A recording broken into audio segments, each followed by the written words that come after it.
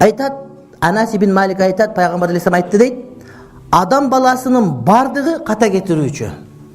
Эми ким ката кетирмейт, эч ким мактан албайт да, бардыгы ушундай. Бирөөлөр келет, кээде карап отуруп, илгери бирөө келди, мен фатвада жаңы келгем, шунда батпай турсам, көйрөгүмө батпай турсам, бирөө келди.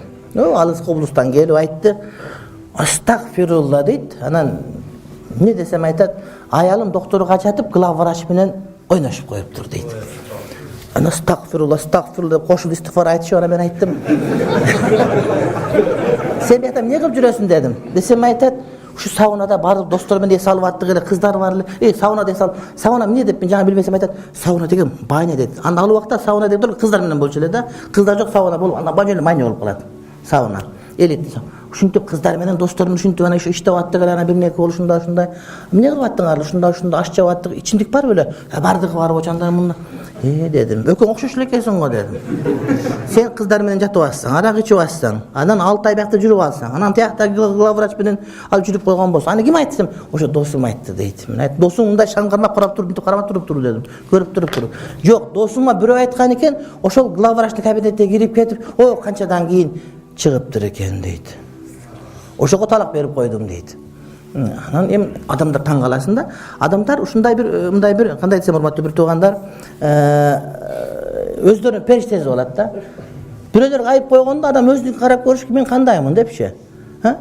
Көбүнчө келиндерге айып коюп алгандар бар, балдарын айыптагандар, ата-энесине келгенде сиз мындай кылгансыз, тигиндей кылгансыз, эмне кылдыңыз, качан намаз окуп баштадыңыз десең эле өзүнүн ачылып калган. Мен айттым, сиз деле ачык эмес экенсиз, экөөңөр окшош экенсиңер. Ошон үчүн антпеңиз. Анткени кара, күллү бани адам хаттаун, ар бир адам баласы бардыгы ката кетирүүчү.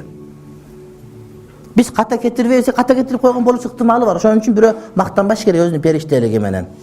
Бирок хайрул хаттаин, ошол ката кетирүүчүлөрдүн эң жакшысы ким? Хайрият ат-таввабун, тооба кылуучулар дейт. Демек тооба кылуу менен гана иншалла бардык ордуна келет деген маани келип чыгат. Маселе тооба кылбай койгондо. Бирөө келет, мен үйлөнсөм аялым кыз эмес экен дейт. Анан мен эмне кылышым керек экен? Мен айттым, канчага үйлөнгөң? 28ге чыгып үйлөндүм дейт. Кайда иштеп жүрдүң? Москвада, Питерде иштебеген жери калган жок. Мен айттым, от душа айтчы, бир мачитте китептер турат, бир жерде мындай жалган айтканга болбойт дедим. Сен дагы мындай иштер болгонбу десем, эми болгон, жигитчилик болгон дейт. Эми бул дагы башка бирөөнүн жигитчилиги дедим. Ошон үчүн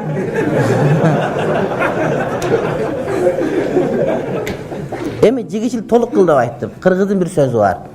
Эрдик кылып койсо, итти кылып төш тартпа деген сөз бар. Ошон үчүн эми бул жагында жигитче пүтүр дедим. Ошол сенин шыбагаң. Сенин кылган ишин кайдан кайтып келип атканы. Күнөө ишин сага карыз, зына иш сага карыз, урматтуу бир тууганым. Бирөөгө зына кылсаң, ал сага кайтып келет. Ушинтип кайтып келет да. Өзүңүн кызыңан, өзүңүн апаңан, чоң энеңен, кызыңан, небереңен кайтып келип калат да. Ак үйдө, көк үйдө иштегендер көптөр секретарьчыларын тандап ушинтип жүрө берет деп айтышат да. Аларга сүйүнбөш керек. Карыз. Карыз жаман нерсе, Кудай сактасын. Ошон үчүн дайыма тооба кылып калыш керек. Тооба кылсаң, анда бүттеген. Тооба кылбай кал, эсиңе чыгып калып жүрө берсең, аны менен мактансаң, урматтуу бир тууганым, ушундай болуп чыгат. Аны айттым, ошо сенин карызың өзүңө келди десем, ошон чың азаматтарга ошого ыраазы болду менчи. Болду деп, ушу менен мен токтоттум деп, канча кеткендерди көрдүм. Эси бар, акыл эси бар да. Сен шүгүр кыл, сенин кыздарыңа келбегенге дедим. Сага никеңе келгенге чейин келип калганда сен шүгүр кылышуга дедим. Сен өзүң ушуга эмне кылгансың? Мындай ылайыктуусуң сен. Айтсаң дагы чубага жаман сүйлөйт дейт. Мен ушу китепти ушундай эмне кылабыз эмне?